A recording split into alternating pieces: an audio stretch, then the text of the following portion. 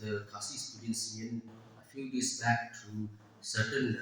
media houses, certain news report that the government of Meghalaya has amended the Meghalaya State Investment Promotion and Facilitation Act 2024, thereby giving powers to the Investment Meghalaya agency, whereby they can purchase land, they can procure land and give that to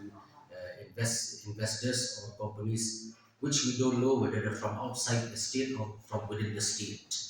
What we can understand here is that such an amendment it is not in line with the Meghalaya Land Transfer Act. The Meghalaya Land Transfer Act is there to protect the land rights of the tribal people, the indigenous tribal people of Meghalaya. But with regards to this act, the companies, the IMA can purchase land and hand it over to private investors without consulting the traditional institutions. As we know that the state also falls under the sixth schedule, without consulting the Khasi Hills Autonomous District Council or the Jati Hills Autonomous District Council, and for JHDC for that matter. We from the KSU feels that such an amendment is detrimental to the well-being, to the welfare of the tribal indigenous people of Meghalaya, and this will also lead to land alienation of the tribal indigenous people.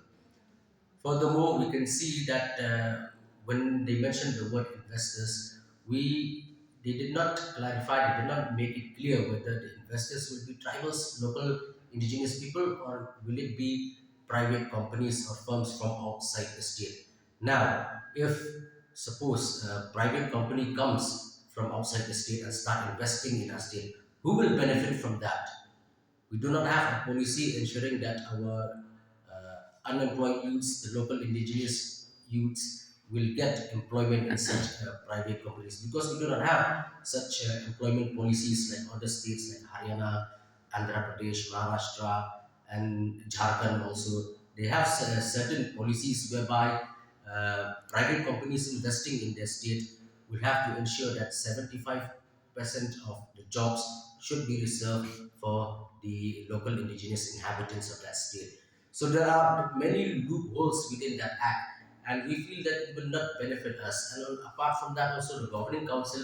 is being given more or less an absolute power, whereby the governing council, if there are a few members absent, one or two can decide whom to give the land, and discretionary power is also being given to them, whereby they can acquire land without the consent of any particular department. And what is even worse, we can see is that it has been mentioned clearly in the Act that no legal action or no suit can be filed against the governing council in case of any discrepancies.